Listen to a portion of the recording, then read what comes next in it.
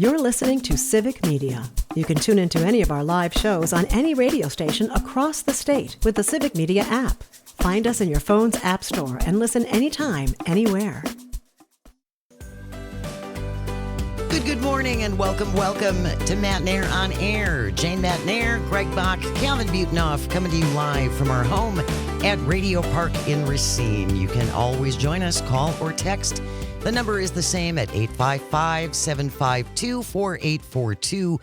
You can also leave a comment if you're watching on the live stream on Facebook, YouTube, and what used to be Twitter.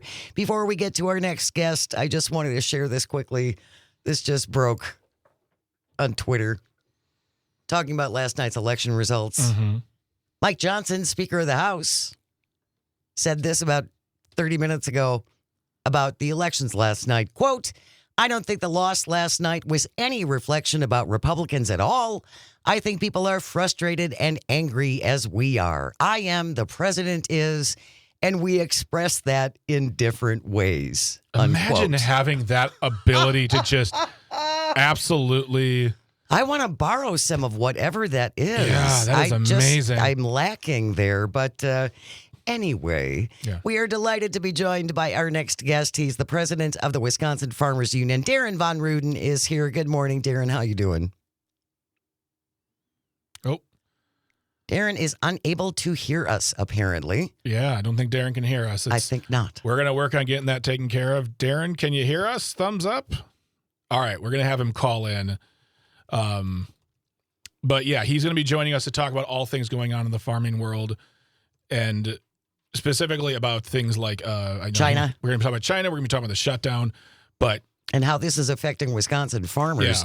Yeah. This is from the National Sustainable Agriculture Coalition, how the government shutdown is impacting farmers when the federal government starts a new fiscal year. Because of this government shutdown, some federal services remain operational, others go dark, and the longer the shutdown lasts, the more severe the disruptions become. We are in day 36 now of the government shutdown, the longest shutdown in history. I believe so, yes. This is the second longest one compared to the first one under Donald Trump. And this is the third one total. Under Donald Trump. Yeah.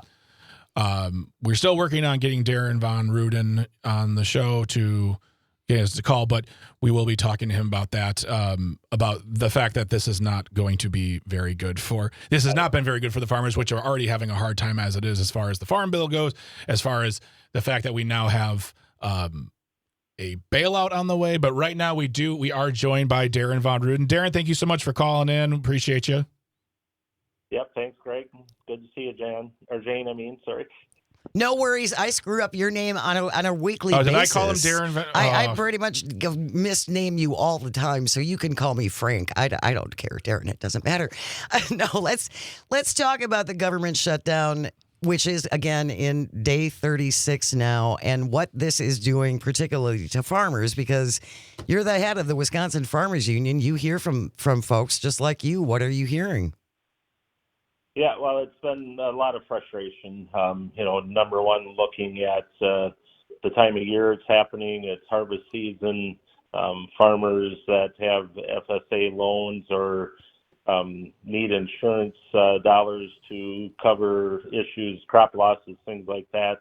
The FSA offices were closed, so even though a farmer had a check in their hands, couldn't take it to their banker because the FSA office had to sign off on it to be able for that farmer to be able to cash that check or use that check.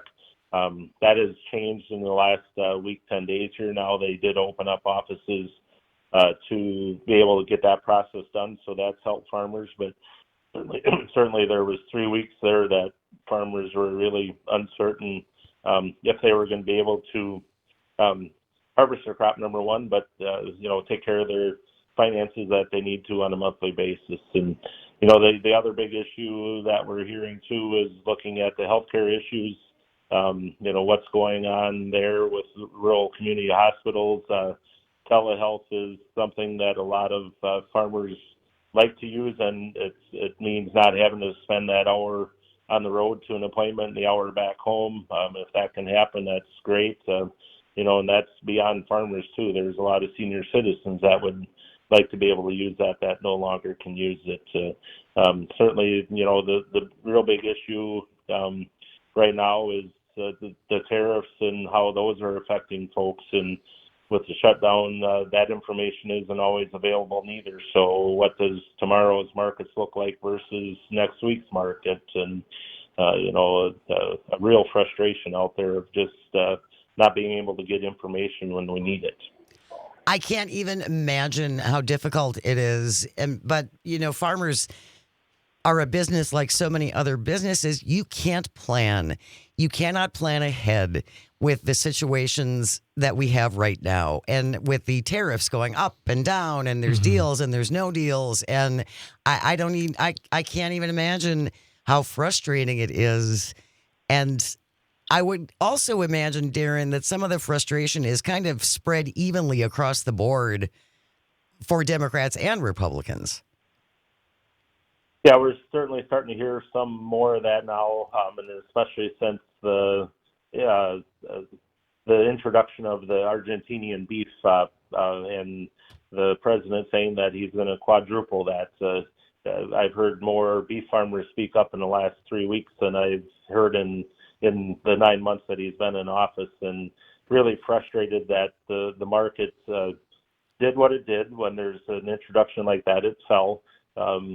I was out in Montana this past weekend for their state convention and talked to one gentleman that they had 100 beef cows or beef cattle that were going for auction. And at 5 to 12, there was a certain price. And at quarter after 12, when his cattle went down the road, he lost $100 a head on those things. And so at 100 head, it's a big chunk of change that just disappeared. And, that shouldn't be something that is done by the President of the United States. We've got to figure out how we can get some more normality and really put the marketplace in a market-driven situation versus the whims of the president of the country. Well, farmers certainly understand economics, and I would think just at the most basic level, when our farmers are struggling, the last thing you do is bring in produce from another country to yet again undercut our own farmers, which is what Donald Trump is doing. Yeah, and especially in a situation like this, the beef herd has been dropping because of weather-related issues. Yes. For the most part. It isn't like farmers are overselling, but when you have fires and droughts that force farmers to sell their animals earlier than they want to, mainly on the drought situation, or, for instance, the blizzard of 2018 or 19, I think it was, in South Dakota, that there was tens of thousands of animals that perished in that blizzard because it came up faster than what they thought, so farmers weren't able to get the animals in, and they just perished. And, in the last couple of years, we've had fires in the Texas Panhandle and Oklahoma that have had cattle that deceased in that too. So that herd, it's going to take a while to build that herd back up. Beef animals only reproduce one, if you're lucky, 2 animals every 9 months. And it's actually only every year because you got to have a 2 to 3 months period of rest in there before try to breed them again to get, that next offspring off. So, chickens and poultry and swine, they can reproduce at a lot faster rate than what the beef industry can. And, the biggest fear that farmers are fearing right now is, what if the administration allows live animals to come in the country from another country that has foot and mouth disease or anything else that we're trying to keep out of this country? We need to make sure that we can keep our herd safe, but also the customers too, because most of those diseases you don't want in this country, and we've been able to keep it out. If you're just joining us on Matt and Air on Air, we are talking to Darren Von Ruden, who is the president of the Farmers Union here in Wisconsin, and he joins us the first Wednesday of every month to talk about everything going on, the big news stories coming out of the farming world, and something we spoke to Hans Breitenmoser last week about this because he is a beef producer. And I think of what Donald Trump said about buying beef from Argentina, and then the AG secretary saying we want to expand the abilities for people to become ranchers and beef producers if they'd like, which I don't know, Darren, you live in this world. I've never heard anyone wake up in the middle of the night and say, I'm going to be a rancher. I'm going to be a rancher today. I think it's about looking at the beef producers we have here in America and making sure they have exactly what you guys always tell us you want, which are markets. You want markets to put your products up for purchase, to make money, to continue doing the thing that you've been doing for 1, 3, 7 generations. But it seems like every time they come with a solution, it seems to miss the mark absolutely, and it's like they're not listening to you at all. Yeah, and that getting into anything in agriculture right now, there certainly is a small percentage of people that wake up and say, hey, I want to be, a corn farmer, or I want to be a dairy farmer, or I want to be a beef farmer. Mm-hmm. But reality sets in, and when you need a couple $1 million to get started in it, it's a totally different aspect at that point. And, that there's certainly farmers out there that are retirement age that want to help, if the next generation is there on the farm, keeping the family, but, want to keep production agriculture as a part of the farm that they worked so many years to keep in business and keep going. So how do we do that? There's enough people in this country that want to do that. We shouldn't be looking to residents from another country to do that. And, especially in the light of some of the immigration enforcement that's out there, it seems like there's some handpicking that we should allow only certain countries to have their residents move to the U.S. to help with whatever industry it is that they want.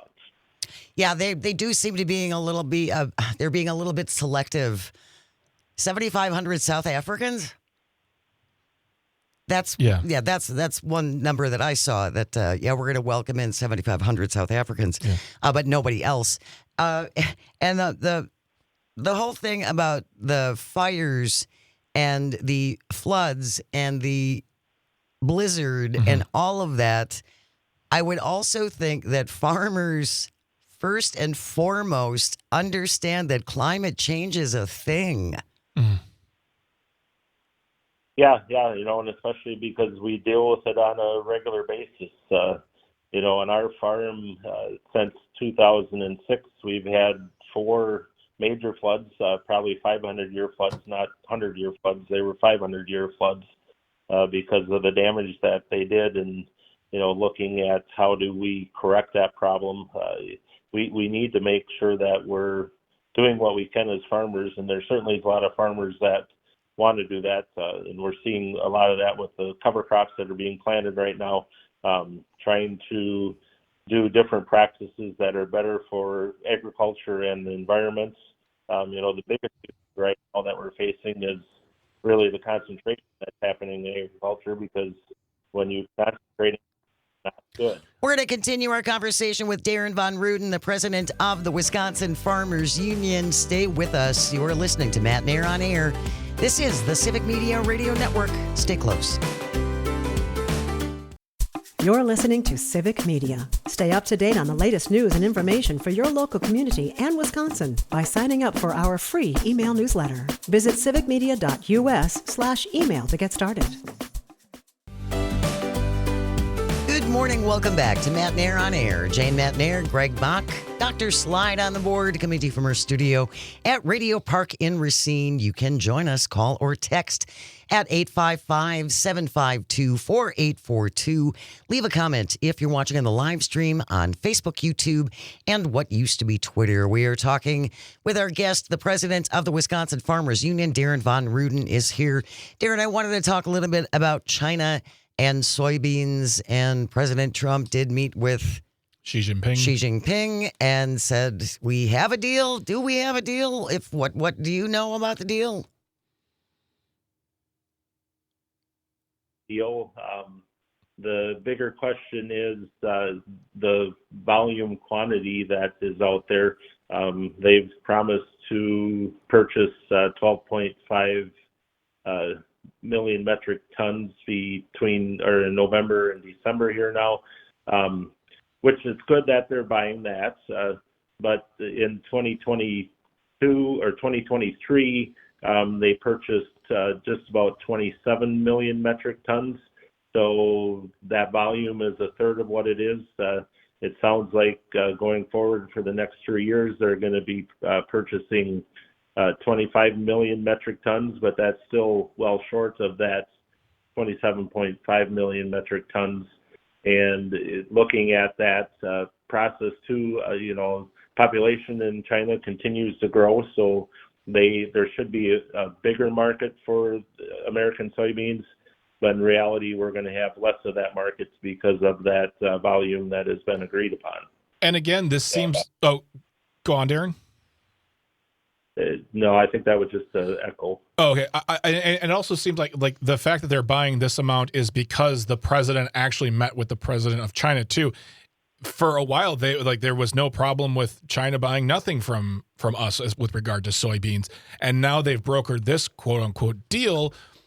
When really what they should have been doing was over the past how many years pushing to expand the markets of our soybeans and try to capture some of those markets we lost in his first term, right, because of the loss of that marketplace. Argentina started, it was Argentina who started, or Brazil started selling soybeans, selling soybeans to China because we couldn't provide them because China wasn't buying them from us, and we never got those markets fully back again. So it feels like he's doing this as a way of saying, all right, we've got you covered, when they should have had them covered for years. This should never have been a problem. There should never have been a zero soybean market in America for that country. And that, I don't know, not too little too late, but certainly not enough.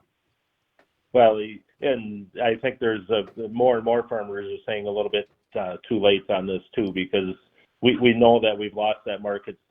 China's actually building ports in South America and making sure that they have a good, solid provider of the soybeans, corns, different things that they need, because they just don't see the U.S. as a good market anymore, or a good partner in the process of making sure that we got an adequate supply for their own people's needs.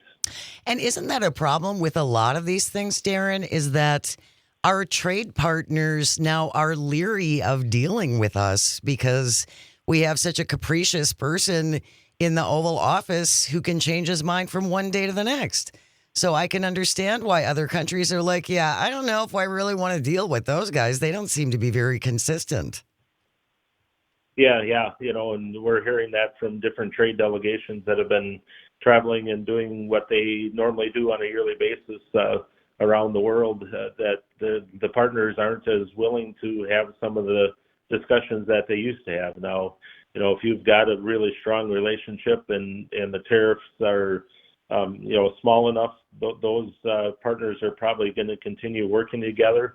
But certainly all it takes is for one thing coming out of the White House to say something against a particular country or company, and that can change those markets, in seconds for the industries that we so love here in the United States. And I know right now we're hosting a Polish delegation here at our state office headquarters in Chippewa Falls, and that's one of the big questions is, how reliable is your business partners going to be dealing with, everything in the countries, not just agriculture, but all the other products that they might want to buy from us. They just don't know that they can trust us as a business partner anymore. And that just makes me think of the future, all things being equal and going towards the direction of democracy. If the next president is anyone but Donald Trump or part of that movement, the amount of work they are going to have to do to fix these relationships over the course of their first term. I mean, we saw Barack Obama had to go around the world to reinvigorate people's enthusiasm about America. Whomever that person is for 2028, they're going to be spending the next 4 years trying to fix everything and say, we are worthy of your trust and your business. Right. Yeah. And that's the big thing is trust. And if you don't have trust within a relationship, partnerships, things go backwards in a hurry. And we're seeing, we haven't seen all of the worst of it yet. I think we're still going to be seeing a lot more because we have some of our best allies are really starting to question the American integrity at this point. Yeah. Darren Von Ruden is the president of the Wisconsin Farmers Union. Darren, we didn't even have time to talk about the dairy modernization bill, which we will get to next time we have you on. Yeah, exactly. But thank you so very much for your time. Really, really appreciate it. It's always very insightful.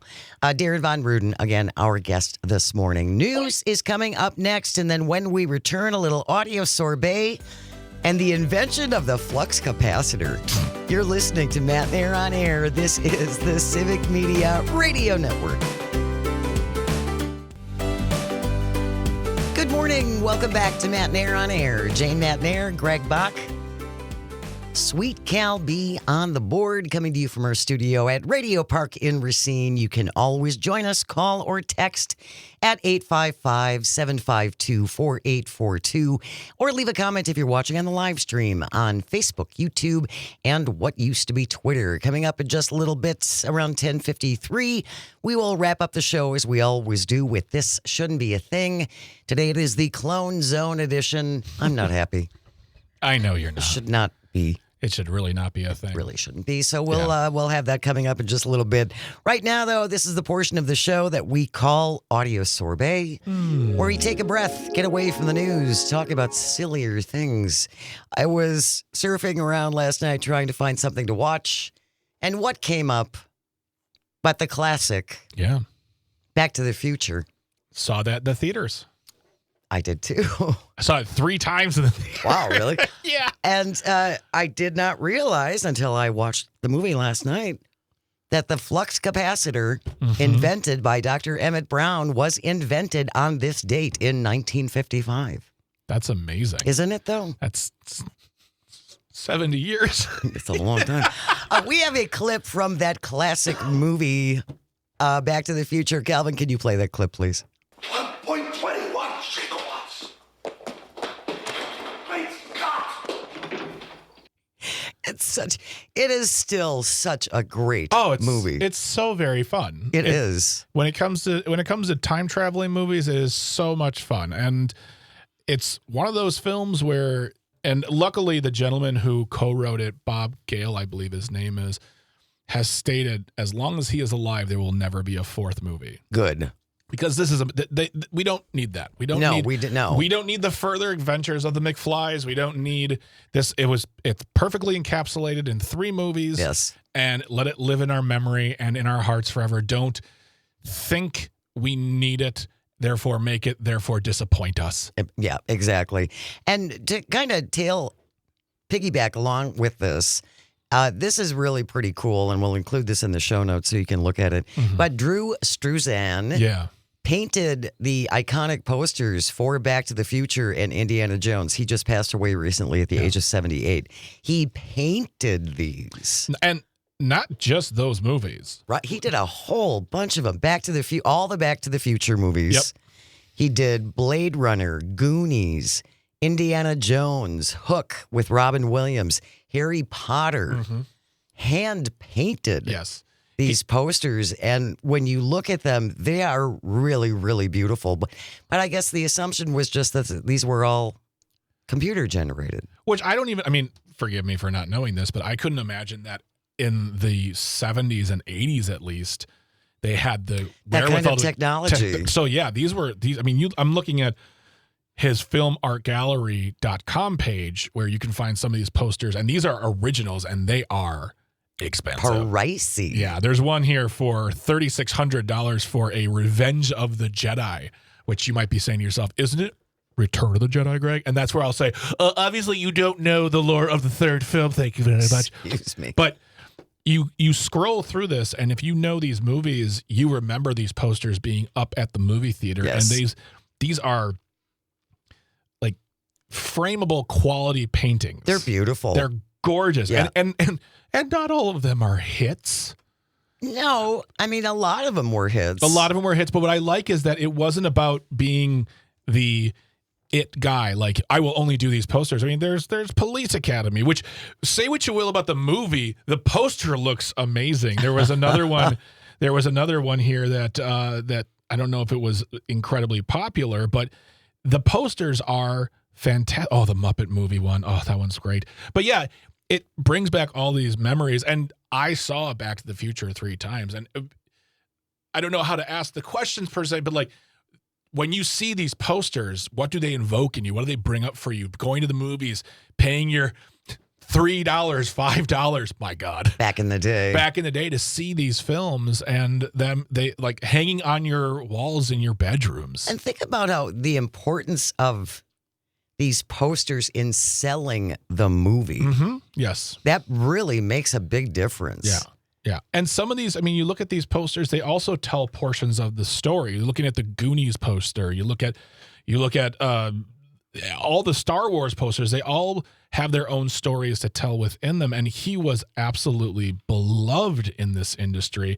And there's a picture of him. We have I'll include this in the show notes, but there's a picture from the Wall Street Journal article that Drew Struzan dressed as Indiana Jones in his studio, which is part of the process. You know, he painted off that from what he posed as Indiana Jones and then painted it from that photograph. That's what I had been told over the years. And amazing. I mean, this is the Shawshank Redemption poster alone is gorgeous. But whenever that's one of those movies, and I don't know about you, Jane, but one of those movies where Back to the Future, when it's on, I kind of will turn it on at any point. Like if it's the last 10 minutes, I will watch the last 10 minutes. Absolutely. So what are movies? You've seen it a billion times and it comes past on the stream and you watch it because it's there. It's that movie. It's that movie. Yeah. What is your go-to movie that doesn't matter if you've seen it 10 times, 20 times?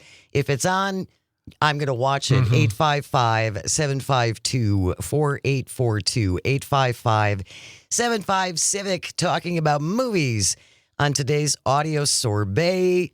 November 5th, 1955 was the invention of the flux capacitor, which made it possible for time travel, according to Back to the Future. And I got sucked into watching the whole thing last night. And I know almost all the dialogue. Mm-hmm. Yeah. And I could say it along. There are a lot of great lines from that movie, but the one that always in my brain, he goes, cars running, that flux capacitor fluxing. I just love that line. Just beautifully delivered by the Canadian wit of one Michael J. Fox. Yes, Michael J. Fox, who was magnificent. What is your movie? If it shows up on screen, you're going to watch it no matter how many times you've seen it. 855-752-4842. I think A Christmas Story is one of those. Okay. Which TBS will probably start running tomorrow, leading up to Christmas. I know this is probably a sticking point, but don't hear me out. Okay. The official sequel they made to it, starring the young man who was in it, Peter Billingsley, they came out like 1 or 2 years ago. Right. Very sweet. Is it? It is very sweet. It doesn't try to be the first movie. It tells the continuing story of Ralphie and what he's doing with his life, I think in the 70s. Like it takes place like as an adult, married with children. And I went in with a lot of like, but I really enjoyed it. Oh, that's great. And I think part of the reason why I enjoy it, it's because it's on TV and it's low stakes in that. So I'm not going to a movie theater and paying $15 and being like, oh man. And you feel like you got ripped off. Really, really enjoyed it. So. What movie can you watch over and over again, no matter how many times you've seen it? 855-752-4842. Greg from Richland Center, listening on WLCX in La Crosse as Princess Bride. Yes. Oh my God. One of the most quotable movies on earth. Of all time. On earth. I probably use, I do not think that word means what you think it means. Yes. All the time. You keep using that word. You keep using that word. I do not think it means what you think it means. What is your movie? Roger in Stevens Point says Hoosiers. There you go. That's a good film. That's a good heartfelt team movie. Yeah. Brett in Brown Deer. I've got 2, Red Dawn. Okay. Which I admit I have never seen. He has to say 1984 because they did remake Red Dawn a few years ago, and it is not good. And Cheech and Chong's Up in Smoke. Okay, Brett, you party animal, that you. That is so funny. What a dichotomy of film. Seriously, though. 2 movies I really love. I love Citizen Kane and Car Wash. You know what I remember from Cheech and Chong's Up in Smoke? Nothing? I did see that in the theater. Yeah. I believe someone spills some Comet on a white paper plate. Yeah. And one of them licks it. Yeah. And he says, "Oh, wow, it's turning blue. It must be really pure." Jeez. I still remember that. Kids, just say no. Yeah, don't do that. Jim from Appleton, listening on WISS, says, my can't turn off movie is The Fifth Element. That's one of those movies, and one of the posters that Drew Struzan designed was Big Trouble in Little China, and that movie originally bombed pretty hard, but over the past decades, it has grown to be beloved by people, and cosplay, convention, the whole thing. Yeah, that is The Fifth Element. It's a movie that I've seen it once. I enjoyed it, but my friends worship at the altar of that film. No kidding. Yeah. The movie that you can watch over and over and over again, no matter how many times you've seen it. We are celebrating the invention of the flux capacitor. Good job, Doc Brown. On November 5th, 1955, at Dr. Emmett Brown. Al from Campbellsport joining us on the phone. Good morning, Al. What's your flick? Good morning. Go Enemy ahead. of the State. I beg your pardon?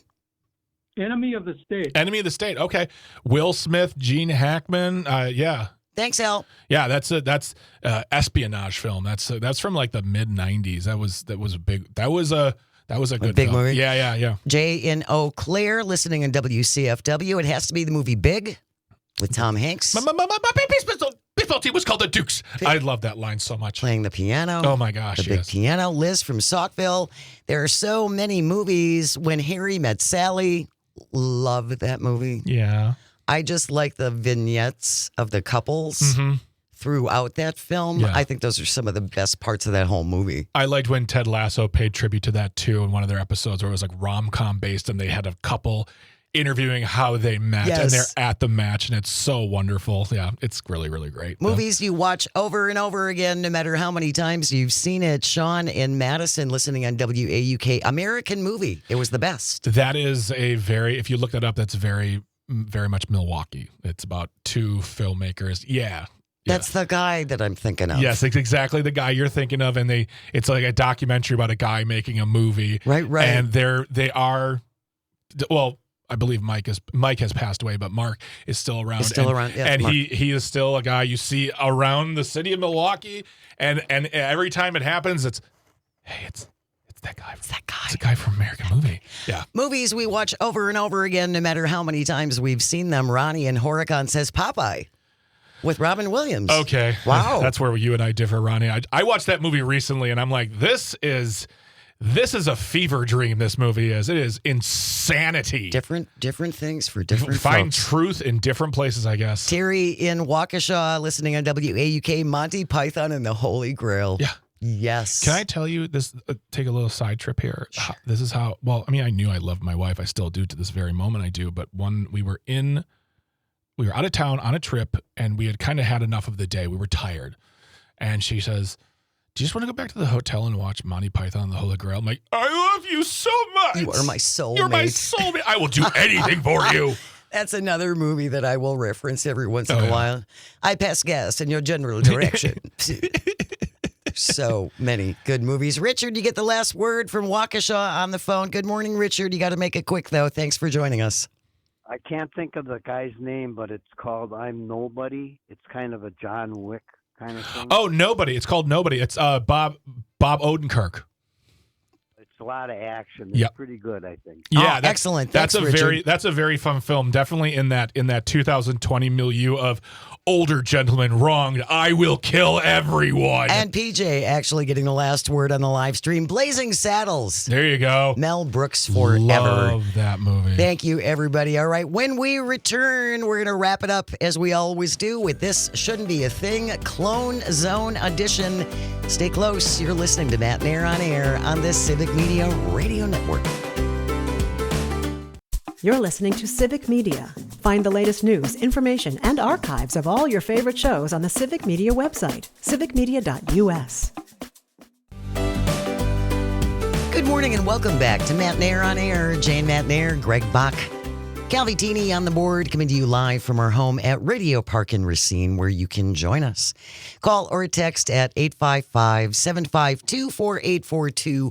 Leave a comment on the live stream on Facebook, YouTube, and what used to be Twitter. Right before we went to break, we were having our audio sorbet discussion about movies you can watch over and over, even though you've seen them a billion times. Yeah. And we wanted to share just a couple of ones that came in late on the text line. Kurt in Eau Claire, Christmas Carol with George C. Scott and Lilo and Stitch. There you go. Stephen in Waukesha, WAUK Field of Dreams. Oh, boy. I cry every time when the dad says to his son, "You want to go have a catch?" Okay. Yep. Gonna get all squishy about that? Feeling feels. Jack in Merrimack, listening on WAUK. I've got 2 DVDs that are my go-tos. One is To Catch a Thief. There With Cary Grant and Grace Kelly. Very That's nice. a good one. Very nice. And Inception with Leo DiCaprio. Never seen it. Oh, that's a movie you have to watch. You have to watch. And pay attention. You cannot look at your phone. You cannot do anything else. You must keep your eyes on that film. Or you're going to get lost. You probably get lost even if you pay attention. All It's right. a very, very layered film. All right. Tom in Wausau, listening on WXCO, Monty Python on the Holy Grail. There it is. An American Werewolf in London, Yeah. which is another really funny. There's some hilarious lines in that movie. Yeah. Great, great film. And John in Oshkosh on WISS, Anything with Chris Farley. There you go. All right. Thank you for that.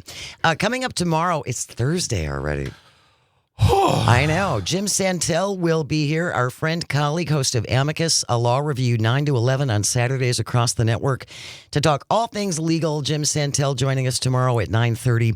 Paul Noonan will be here for Audio Sorbet, the Acme Packing Company sports guru, so we can talk all things sports. Bucks had a loss last night. Packers, of course, lost last Sunday. It'll be a better weekend ahead. Better days ahead. But at least the Brewers aren't playing, am I right? That's true. It is just about 10:55, Calvin. That means it is time for... This shouldn't be a thing. If you ever stumble over a thing you think should not be, send it into Greg and me at janesays at civicmedia.us. JANESAYS, Jane Says at civicmedia.us. This from the New York Times. Headline reads, Tom Brady says he cloned his dog. Cue the critics. Yes, I'm among them. Yeah. In retirement, Tom Brady, the former star quarterback, found what he called a second chance. He revealed yesterday his dog, Junie, is a clone of another dog he owned with his ex-wife, Gisele Bundchen, which died in late 2023. He apparently is an investor in Colossal Biosciences. That doesn't sound like they're going to try to take over the world. Right? And Viagen, a biotechnology company, which owns the technology rights that was used, or to the technology that was used to clone Dolly the sheep. Oh, God. Back in 1996. So Tom Brady, who is an investor again in this Colossal Biosciences, said he'd worked with the company a few years ago. The cloning process required a simple blood draw from the family's aging pit bull mix Lua before she died. In a few short months, Brady says, Colossal gave my family a second chance with a clone of our beloved dog. While we're on the topic of dogs, if you want to adopt a dog, Matic in Milwaukee is always there for you. You can go to the Humane Society, local or national. Go anywhere you need, because dogs need homes and they don't need to be cloned. And that's what upsets me so much Absolutely. about this, especially because this is a pit bull mix. Pitties sit in animal shelters for long time. Yeah. For a long, long time. There are so many pit mixes Yeah. that need homes that are already alive. Yeah. You could have adopted one of those. We go to a great place. So we go to there's a farmer's market in Kenosha, and there is a great group that does rescuing. And they almost always have pit mixes with them. It's almost always pit mixes. Yes. And I am telling you, right, Mastro Mutts. I want to get the name Mastro Mutts. They're at the right now. They're inside for the winter for the farmers market in Kenosha, but you can go there. You can donate there. You can adopt there. You can also just go and literally hold and pet puppies. They just want people to come in. They want the and dogs socialize to feel love. them. Exactly. Oh. So I don't understand the point of this. I don't. Well, I put this in the when you have way too much money. Yeah, column. It just doesn't seem like it's not that. It's just not understand. I do not understand why people would do something like that. And honestly, like if you want to do it and you have the money, I guess. But then also, I hope you're donating to places that need the money, or maybe buy someone a dog who wants one. But it's unnecessary. It's unnecessary, and we don't need it. And Tom Brady, you could spend your money better. And come on, man, be better. And did you never watch the movie Pet Sematary by Stephen King? I just think you should watch that. I think this is not a good thing. You really took that one around there. Well, I'm just throwing it out there. Yeah. Or adopt. Adopt. Don't shop is the whole point. There's my lecture. That wraps up today's episode of This Shouldn't Be a Thing. Thank you, Greg and Calvin and all of our engineers and everyone at Civic Media, because without you, nothing works. And thank you most of all for calling and texting and listening and watching on the live stream. It means the world. I hope you find some joy today and you have the chance to share it. Keep it right here. We have news coming up next, followed by Tom Hartman, 11 to 2, Todd Alba 2 to 4, Maggie Dawn 4 to 6, Pete Schwaba Nightlight 6 to 8, and Robert Pilot and so much more right here. Keep it on the Civic Media Radio Network. Have a great day. We'll see you tomorrow.